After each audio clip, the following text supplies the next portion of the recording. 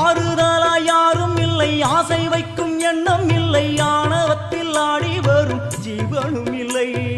சொந்த பந்தம் யாரும் இல்லை, சூழும் ஜனம் நல்லதில்லை, உன்னை என்று இவ்வுலகில் வல்லதொரு தெய்வம் இல்லை. தடுமாறி திருக்கோயில் வந்தேனம்மா, அம்மா ஜெகதீஸ்வரி, உந்தன் குழந்தை என்னை ஆதரி.